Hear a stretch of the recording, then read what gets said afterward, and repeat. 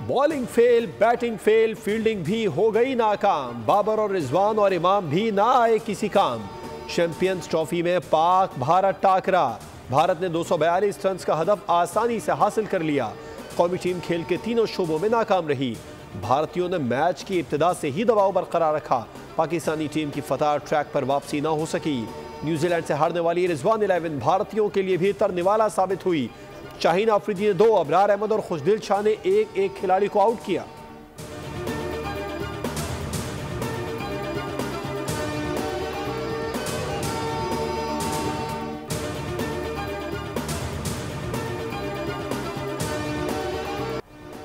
भारत से टाकरा पाकिस्तान को बड़ा मजमुआ था दरकार। बैटर्स ना बढ़ा सके रन्स की रफ्तार। पाकिस्तानी टीम डॉट बॉल्स की लाई बहार। हाई वोल्टेज मैच में पाकिस्तान की टीम के कम टारगेट देने में डॉट बॉल्स का रहा अहम किरदार। पाकिस्तानी बैटर्स ने इनिंग्स की इब्तिदाई 161 गेंदों पर डॉट बॉल्स की सेंचुरी बनाई। पावर प्ले में भी डॉट बॉल्स का खूब इस्तेमाल किया। टुक टुक करके वक्त गुजारा।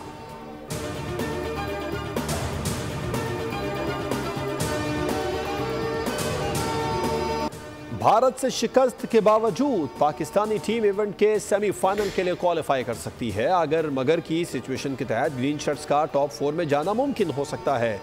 न्यूजीलैंड के अगले दोनों मैचेस में शिकस्त और पाकिस्तान की बांग्लादेश के खिलाफ बड़े मार्जिन से जीत सेमीफाइनल के ख्वाब को हकीकत बना सकती है।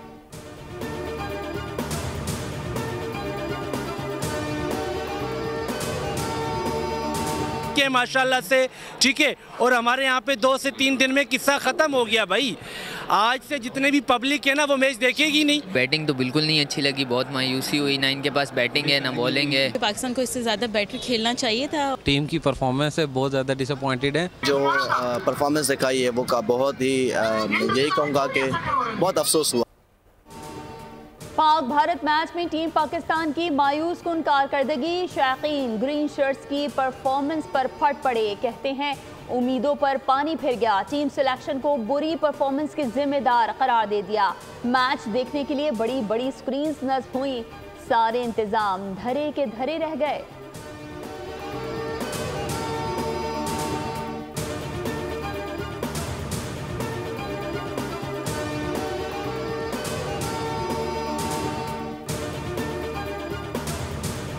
तनवीर भाई, एक होता है कि चलो 1 ऑफ हो गया इस टूर्नामेंट का, हमने अगली टूर्नामेंट में जबरदस्त कमबैक कर लिया, ब्लास्टिंग इनिंग्स खेल ली। आज के मैच में जिस तरह 10 ओवर खेले गए, क्या बुरे 10 ओवर खेले गए थे? नहीं, तकरीबन 50-50 के नजदीक हमारे 10 ओवर थे। उसके बाद जब सऊद शकील और रिजवान जब बैटिंग कर रहे थे उसमें क्या मुश्किलात थी? सऊद शकील ने फिर भी आपको रन करके दे दिए। रिजवान ने जितनी स्लो बैटिंग की, क्या वो करनी चाहिए थी? मुझे इस सवाल का जवाब दें कि पिछले 5 साल से शर्जील, फखर, साइम को हटा दें, तीसरा कोई प्लेयर पैदा हुआ अभी 5 ये टीमें बनी थी, प्लेयर उसके लिए इतना खर्चा किया गया, एक ओपनर नहीं निकल आ रहा। चैंपियंस ट्रॉफी का सबसे बड़ा मैच, बॉल की बड़ी ट्रांसमिशन। एंकर फैसल करीम और सादिया सैमसन के साथ पैनल में शामिल साबिक कौमी क्रिकेटर तनवीर अहमद और तज्जियाकार फवाद मुस्तफ़ा ने टीम पाकिस्तान पर कड़ी तनकीद की। तनवीर अहमद बोले, बाबर आजम अच्छा प्लेयर है लेकिन बाबर को जारहाना बल्लेबाजी के बजाय सिंगल डबल को तरजीह देनी चाहिए थी।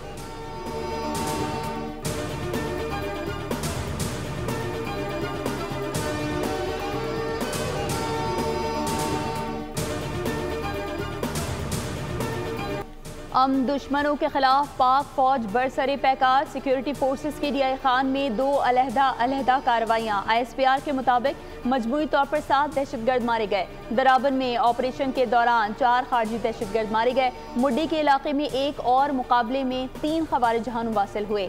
दहशतगर्दों के कब्जे से बड़ी तादाद में हथियार और गोला बारूद बरामद हुआ। वज़ीर आज़म का डीआई खान में 7 खारजियों को जहानुम वासिल करने पर फोर्सेस को खराज तहसीन। कहा, इंसानियत के दुश्मनों के मज़मूम आज़ाइम को इसी तरह खाक में मिलाते रहेंगे।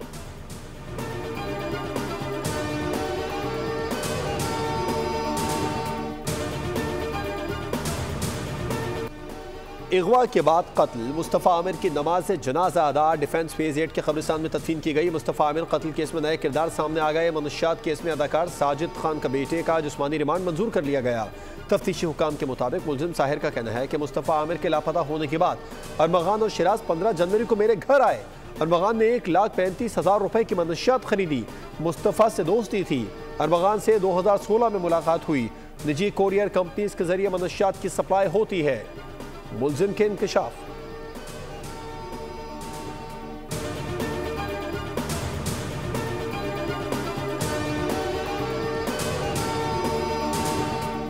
दे दी गई ताकि मुलजिम की जल्दी से जल्दी गिरफ्तारी की जाए। पुलिस अब जगह जगह पर छापे मार रही है और वी आर श्योर कि हम बहुत जल्दी मुलजिमान को गिरफ्तार भी कर लेंगे और उनको करार वाक़या सजा भी दिलवाएंगे।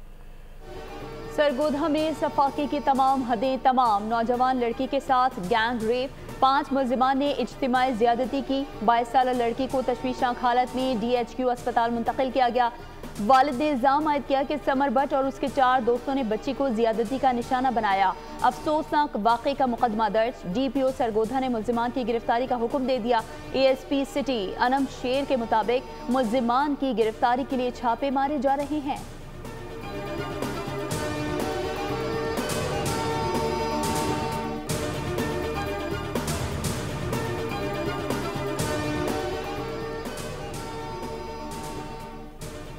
वज़ीर आज़म 2 रोज़ा सरकारी दौरे पर बाकू पहुँच गए। तर्जुमान दफ्तर ख़ारजा के मुताबिक शहबाज शरीफ आज़रबाईजान के सदर इल्हाम अलीयोव की दावत पर दौरा कर रहे हैं। वज़ीर आज़म के वफ़द में नायब वज़ीर आज़म इसहाक डार और काबीना के दीगर अहम अरकान शामिल हैं।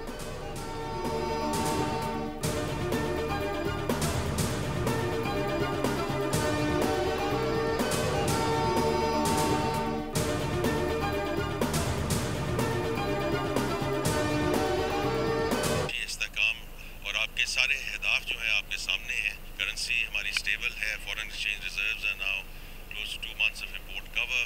Inflation has been a very good story. उसकी वजह से पॉलिसी रेट नीचे आया है, उसकी वजह से काइबोर्ड नीचे आया है। करेंसी मुस्तहकम है, पॉलिसी रेट कम हुआ है। सऊदी अरब, दुबई, वाशिंगटन से आया हूँ, सबसे मुलाकात हुई। ओवरसीज में कोई नाराजी नहीं है। वज़ीर ख़जाना मोहम्मद औरंगज़ेब की मीडिया से गुफ्तगू। कहा, रोशन डिजिटल अकाउंट में पहले से ज्यादा इजाफा हुआ है। मुल्क को प्राइवेट सेक्टर ही आगे लेकर जाएगा।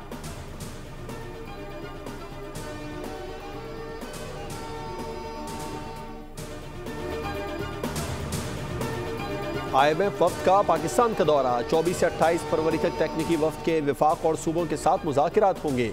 IMF वफ्द और हुकूमत के दरमियान green budgeting, climate spending, tagging, tracking और रिपोर्टिंग पर बातचीत होगी। ज़राए का कहना है कि मुज़ाकिरात में कार्बन लेवी आयद करने, इलेक्ट्रिकल व्हीकल और सब्सिडी पर भी मुज़ाकिरात होंगे।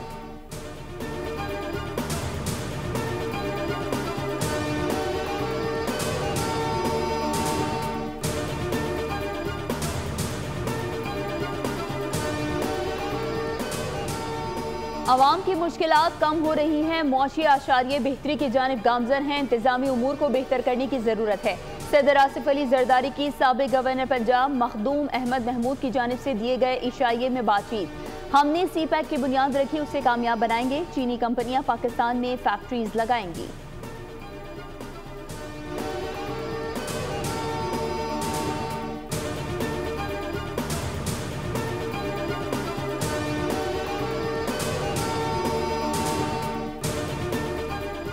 इटली की तर्ज पर पंजाब में जदीद डेयरी फार्मिंग, दूध और पनीर की पैदावार और तरसील के आलमी मयार का निज़ाम मुतारिफ कराने का फैसला। वज़ीर आला पंजाब मरियम नवाज़ की हिदायत पर इटली के साथ डेयरी के शोबे में ताउन बढ़ाने में अहम पेशरफ्त हो गई। इटली के डेयरी के शोबे के सरमायाकार वफ्द की सीनियर सूबाई वज़ीर पंजाब मरियम औरंगज़ेब और वज़ीर लाइव स्टॉक आशिक हुसैन से मुलाकात। मनसूबे के पहले मरहले में 1000 भैंसों का पहला आजमाइशी मनसूबा पाकपतन, मुजफ्फरगढ़ और झंग में शुरू होगा।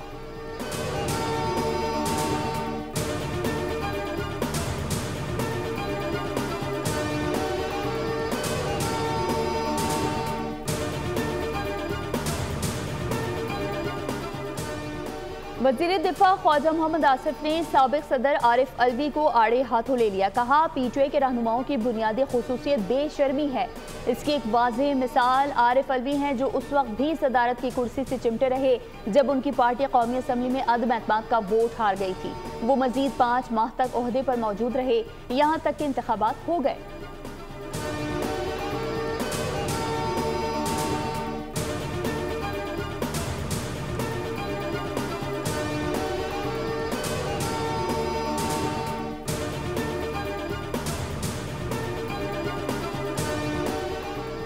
गजा, फलस्तीन, कश्मीर में मजालिम का नाम ले तो सोशल मीडिया पर सन्नाटा छा जाता है। वफाकी वज़ीर इत्तलात अताउल्लाह तारल की यूथ कॉन्फ्रेंस में सवाल और जवाब की नशिस्त में गुफ्तगू।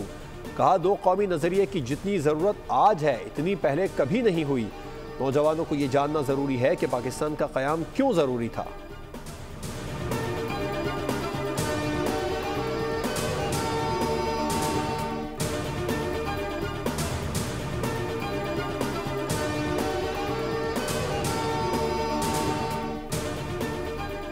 मकबूजा कश्मीर के इलाके कुनन पोशपुरा इज्तिमाई आबरू रेजी के अलमनाक वाक़े को 34 बरस गुजर गए। मुतासरा ख़वातीन आज भी इंसाफ की मुंतज़िर। कश्मीर मीडिया सर्विस के मुताबिक 23 फरवरी 1991 को भारतीय फौजियों ने कपवाड़ा में 8 से 80 साल की उम्र तक की तकरीबन 100 से ज़ायद कश्मीरी ख़वातीन को इज्तिमाई आबरू रेजी का निशाना बनाया था। भारतीय फौजियों को armed forces special powers act जैसे काले क़वानीन के तहत खुली छूट हासिल है।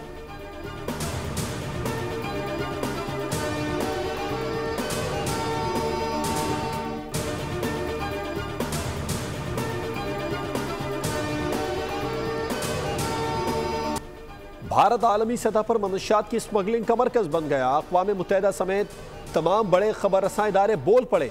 अक़वाम मुत्तहिदा की रिपोर्ट में कहा गया कि भारत से म्यांमार, वस्ती अमरीका और अफ्रीका तक मनशियात सप्लाई हो रही है।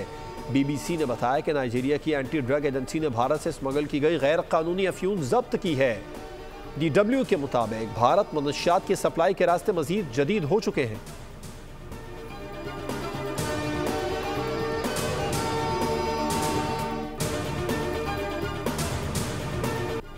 नेतन्याहू ने 6 इस्राएली यरगमालियों की रिहाई के बाद 620 फ़लस्तीनी कैदियों की रिहाई रोक दी।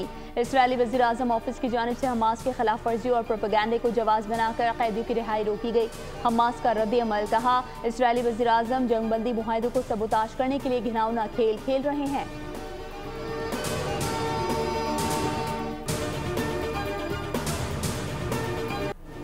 हिज़्बुल्लाह के शहीद सरबराह हसन नसरुल्लाह और जानशीन हाशिम सफ़ीउद्दीन की नमाज जनाजा अदा। जनाजे के दौरान इसराइली जंगी तैयारों ने निचली परवाज़ की।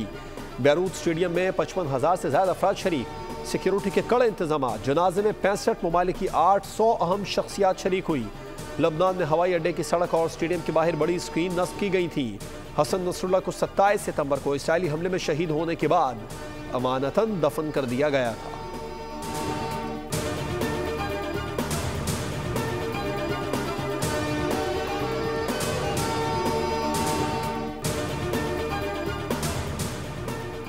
फ्रांस में चाकू के हमले में एक शख्स हलाक, 3 पुलिस एहलकार जख्मी। 37 साल हमलावर का ताल्लुक अलजज़ायर से बताया गया है, जिसे पुलिस ने गिरफ्तार किया।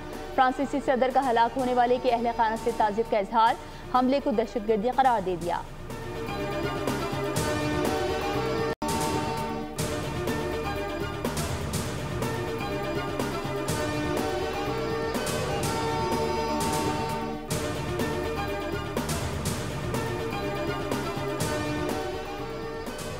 समंदर से क़यामत की निशानी जाहिर हो गई। मैक्सिको के साहिल पर गहरे समंदर की फिश निकल आई। सूरत से अजीब दिखने वाली मछली के बारे में कहा जाता है कि ये उस वक्त समंदर की सतह पर आती है जो ज़मीन पर ज़लज़ले या दीगर कुदरती आफात आने वाली हों। माहिरीन ने इसे क़यामत की मछली का नाम दे रखा है। ये मछली 36 फीट तक तवील और सैकड़ों किलो वजनी हो सकती है।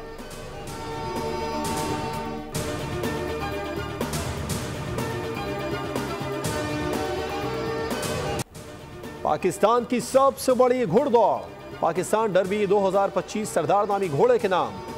2400 मीटर तवील मुकाबले में 15 शह सवारों ने हिस्सा लिया। रेस के दौरान 4 शह सवार घोड़ों से गिरे। आज़ाद नामी शह सवार शदीद जख्मी हुआ। फातेह सरदार ट्रॉफी के अलावा 64 लाख रुपए की नामी रकम का हकदार करार पाया।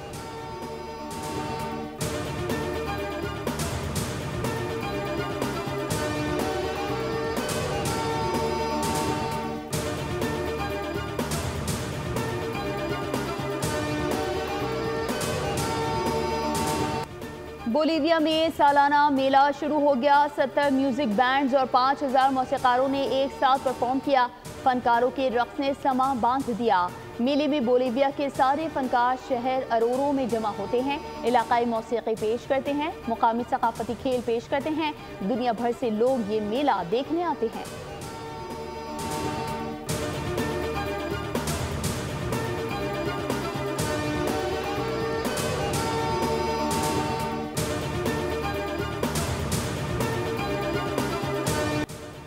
समंदर की हजारों फीट की गहराई और जिंदगी और मौत के दरमियान सिर्फ एक सांस का फासला। जिंदगी कायम रहेगी या मौत फाते रहेगी। हॉलीवुड फिल्म लास्ट ब्रीथ का इंतजार खत्म। फिल्म 5 रोज बाद रिलीज हो रही है।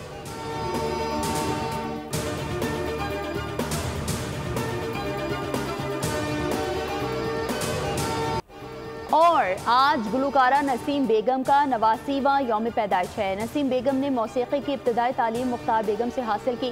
1958 में फ़नी सफ़र शुरू किया, जबकि मिली तरानों में भी खूब पज़ीराई हासिल की। नसीम बेगम को 4 नगार अवार्ड से भी नवाजा गया।